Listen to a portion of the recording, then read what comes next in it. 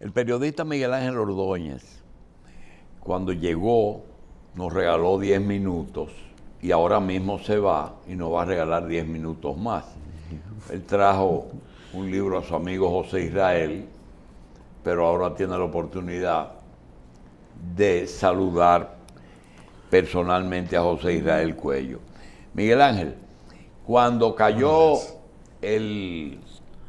¿cómo se dice? La cortina de hierro. Cuando cayó el telón de acero. Fue después que tú llegaste. Digo, antes de tú llegar. Antes, sí, el muro de Berlín que hay antes. Que hubo una etapa que tú no pudiste vivir y quiero hacerte relato para que tú converses con José sobre eso. Resulta muy, muy atípico que un periódico, órgano de un partido, y mucho menos de un partido comunista, trace ciertas líneas en el resto de la prensa nacional. José Israel dirigía el periódico Hablan durante muchos años. Era el órgano del PCD y tenía algunas peculiaridades. Salía los jueves, pero los miércoles había mucha inquietud en organismos del Estado, porque no sabían. Y los principales problemas que luego aparecieron, siempre aparecían en un pequeño segmento que él hacía que se llama el tiempo político. Y ahí él veía y describía, pero apenas en un párrafo, todo el problema que cuando veo tu trabajo, de que tú has sido quizás uno de los pocos periodistas que tuviste una visión no solamente del problema de la corrupción en España, sino de cómo se proyectó ese tema a República Dominicana, a Panamá y quizás a Venezuela, donde esa gente pues se asociaron a los políticos nacionales y a los empresarios a un punto, que el otro día no lo pudimos hablar, en que en Bahía de Rincón, Roberto Prat logró asociar miembros y líderes de partidos políticos españoles que allá estaban enfrentados, sin embargo aquí fueron socios. Antagónicos, ahí anduvo Abel Matutes, que tuvo una opción de compra sobre algunos de los terrenos que eran propiedad de Enrique Sarasola, quien es considerado históricamente, además de patrocinador de Felipe González, incluso su testaferro. Otra persona que se ha señalado como testaferro de Felipe González, además hace una semana o 2 semanas, hay un policía corrupto en España que están juzgando, José Manuel Villarejo, que ha hecho diabluras, y en el juicio ratificó lo que ya había declarado en instrucción del proceso, y era que su amigo Jesucito Barderas, decía él, un viejo conocido... ¿Y Jesús Barderas qué papel jugó en eso? Él era socio, primero empleado, luego socio de Enrique Sarasola. Es quien viene aquí a República Dominicana a cuidarle los cartones a Enrique Sarasola, que estaba haciendo muchos negocios, aprovechándose de la solidaridad que despertaba Felipe González y la Internacional Socialista en Iberoamérica. Él llega aquí en los años de Antonio Guzmán y empieza pues, a hacer contactos para hacer negocios, también apoyándose en las ayudas internacionales, los fondos de ayuda al desarrollo de España. Esos políticos que estamos mencionando, cuando pasaron por el poder en España, ¿no tuvieron que ver con la creación de la Oficina de Cooperación Española? No, lo que pasa es que en el gobierno de Felipe González, no sé si es cuando se establece aquí en los años de Felipe González, pero sí que hay un fenómeno muy curioso y es que se utilizan los fondos de ayuda al desarrollo para favorecer a empresas españolas, detrás de las cuales siempre estaba Enrique Sarasola, o bien directamente o indirectamente cobrando comisiones, y esos fondos de ayuda al desarrollo pues, se emplean, por ejemplo, en la adquisición de armas, porque Enrique Sarasola estaba ahí detrás de todo el tráfico de armas. Ahora se está comentando que en Abu Dhabi el rey Juan Carlos tiene un amigo muy peligroso, que es el Asir, un traficante de armas que está huido allí. Él es muy amigo, era socio de Enrique Sarasola, igual que era socio de, bueno, amigo al menos de Felipe González, ¿no? Todo esto es muy enrevesado, porque hablamos de Bahía Rincón, Enrique Sarasola estaba ahí. Enrique Sarasola también era muy amigo de Pablo Escobar Gaviria, que lo mete incluso en casa de Felipe González, lo lleva el acto tan famoso de las primeras elecciones que gana Felipe González allí en España, que sale a saludar al público desde un balcón del Hotel Palace, enfrente del Congreso de los Diputados. En esa misma suite estaba Pablo Escobar Gaviria. El tema en España de corrupción está más concentrado en el sur que en el área de Cataluña. No, hay para todos. Sí. Lo que pasa que en Andalucía ha sido muy sonado un caso que es el de los ERE, los expedientes de regulación de empleo. Una componenda con la que se favorecía a los amiguetes del partido y de los dirigentes. Es muy curioso porque parte de ese dinero termina como inversión en un hotel de Capcana, el Fishing Lodge. Entonces, es un escándalo de corrupción que involucró muchísimo dinero y muchos casos. Solo se han juzgado por ahora, solo se han juzgado 2 casos, pero quedan 100 por juzgar, 100 tramas distintas dentro de el mal manejo de fondos públicos. Fue un dinero de subsidio para personas desempleadas que se utilizó finalmente en negocios inmobiliarios aquí. Sí, para prejubilar, por ejemplo, a personas en empresas que no tenían viabilidad económica. Entonces, para evitar problemas sociales, pues se hacía así. Y entonces eso se prestó a que el político de turno metiese a sus amigos en esos expedientes de regulación de empleo, aunque no hubieran pisado nunca esas empresas. Miguel Ángel, el aeropuerto Aerodón, ¿es un caso único o hay algunas otras inversiones que se detectaron que fueron público-privadas? Aquí en la República Dominicana hay mucho que contar. Ajá. José. Sí. Hay un proceso de inversión en la colonización. O sea, el fenómeno de España colonizando aquí, ya lo conocemos, sabemos qué pasó. Bien. Este era el basurero. Pero ahora hay reciprocidad. O sea, estamos educando a los españoles en la metodología de la trampa y de la vagabundería. O viceversa. Sí, o sea, son vasos comunicantes, ya es un sifón. Sí, yo creo que ese es un sentimiento muy humano y que no sabe de patria exactamente igual que el capital. El capital tampoco entiende ni de patrias ni de ideologías, ¿no? Al final da igual que uno sea comunista o sea de extrema derecha, que hay corruptos de ambos bandos, ¿no? Y ellos se ponen de acuerdo aunque sean polos absolutamente diametralmente opuestos, ¿no? Sí que hubo un fenómeno de neocolonización con la ola de privatizaciones que hubo en América Latina, y ese es el momento, la ventana que aprovechan estos túrpenes de España que eran versados ya en todo el tema de pelotazos, de enriquecimientos ilícitos, aprovechándose de las mañas políticas y demás. Es el momento que aprovechan para desembarcar en Latinoamérica. Hablábamos de Sarasola, que no fue el único, ¿no? Posteriormente, pues la cosa se ha sofisticado más.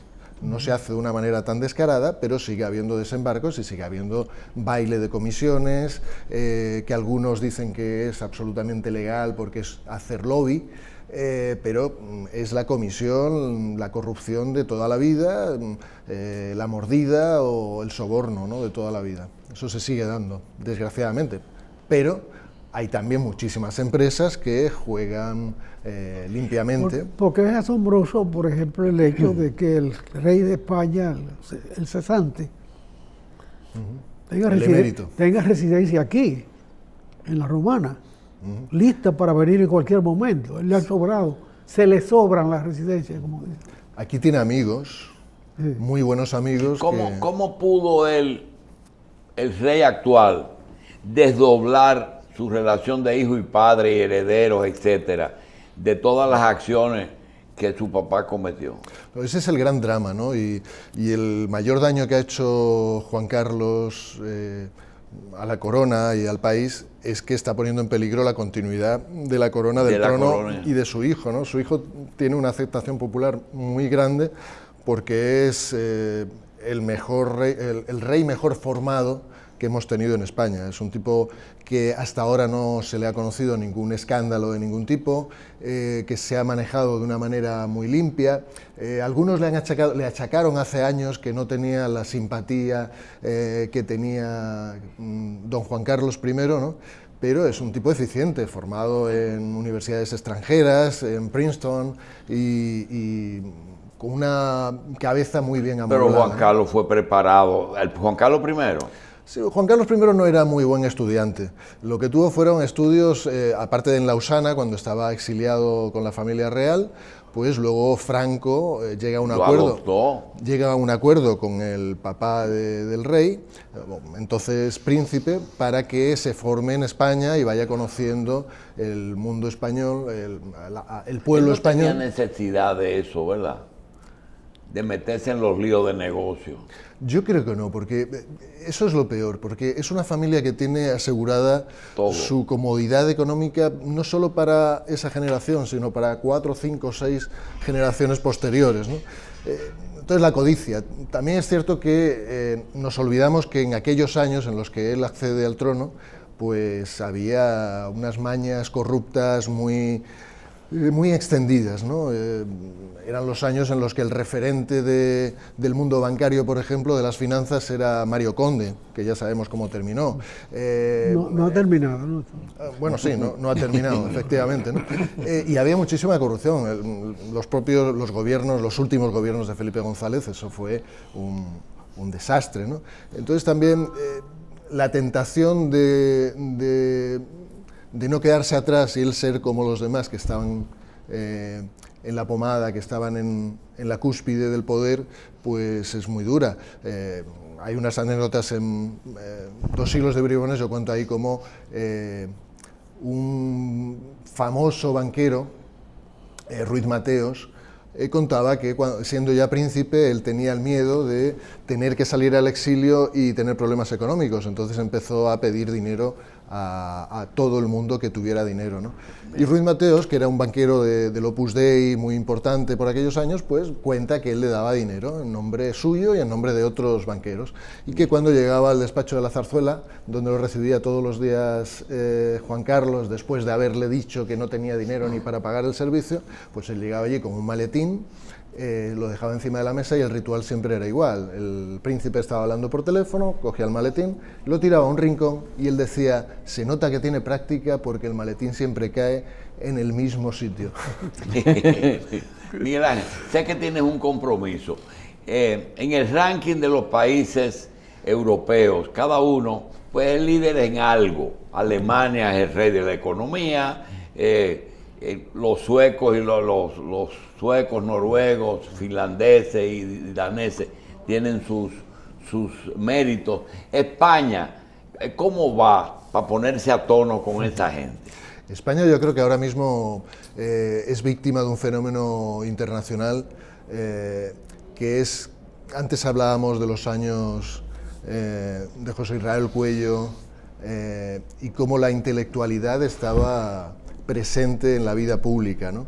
Desgraciadamente en los últimos tiempos yo creo que no solo en España la clase política, la presencia de un grado intelectual elevado deja mucho que desear en las capas políticas de España, ¿no? Tenemos la generación de políticos ahora mismo en el Congreso español peor formada de toda la historia de España, y entonces eso se presta al populismo, a festinar más de lo acostumbrado, ¿no? Desgraciadamente. España, por supuesto, sigue siendo una potencia en muchísimos campos, no solo en el económico, en el tema de medicina, el sistema de seguridad pública, de seguridad social, de salud pública, es maravilloso, hasta ahora. También con esto de la pandemia, pues todo se está poniendo en solfa, ¿no? Y estructuras que creíamos que eran sólidas, pues se han demostrado que no eran tan sólidas como creíamos, ¿no? Miguel Ángel, estar cerca y tener una buena relación con la realeza, ¿garantiza algún nivel de impunidad aún al día de hoy? ¿O quizás ha sido la base principal de que hayan ocurrido tantas esas cosas? Había un consenso en proteger al rey Juan Carlos. Sí. proteger su figura. Entonces, muchos medios de comunicación callaron, igual que muchas élites también callaron, porque se consideraba que era parte del sistema. Veremos, a ver, yo creo que lo peor que le puede pasar a él y a su hijo sobre todo es que el rey Juan Carlos, el rey emérito, regrese a España, porque va a ser objeto de debate cualquier cosa que haga.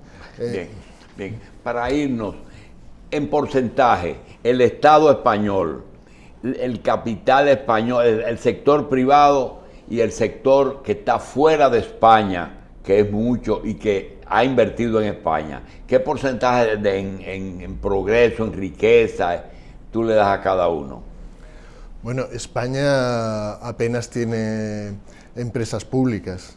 No tiene las nada. pocas empresas públicas que quedan, por ejemplo AENA, que se encarga de la gestión de los aeropuertos, tiene un capital mayoritariamente privado.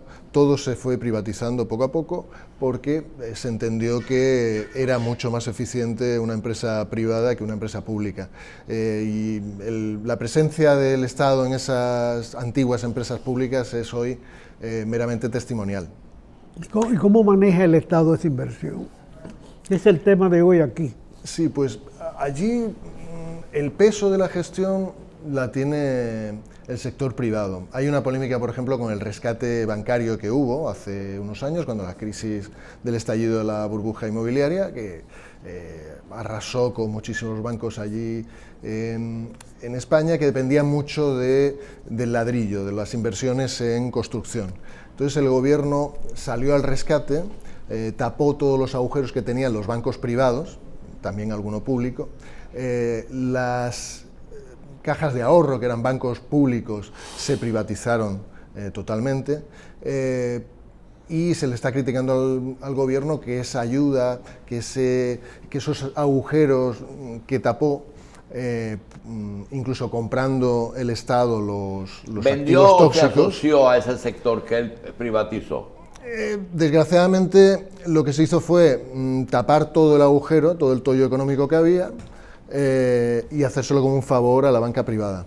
Entonces, Bien. bueno, ahora hay una gran polémica al cabo de los años porque ese dinero que inyectó el Estado no se ha recuperado, ¿no? O sea que hay de todo. Hay asuntos así de ayudas a fondo perdido a empresas privadas, que son las que luego piden la privatización de las empresas públicas en aras de una mayor eficiencia, ¿no? Bien. Miguel Ángel, gracias. Creo que te hemos retardado un compromiso. No, Gracias por estar con yo nosotros. encantado de estar Gracias. aquí, doctor. Muchísimas gracias. Muchas gracias y gusto de conocerte personalmente. Y bueno, ya nos conocíamos, ¿eh? Sí, de los años de Vargas Llosa cuando estuvo aquí. ¿De? Sí. Los años de Vargas Llosa cuando estuvo con la fiesta del chivo. Ajá. Y sí, y yo pasé por su editorial más de una vez para entrevistarle. Sí. Sí, bien. Lo que pasa es que Perdón. ha llovido Ok. muchísimo, fue hace Sí, ha muchos llovido años. mucho. Está bien. Bueno, muchas gracias a ambos entonces. Vamos a una pausa.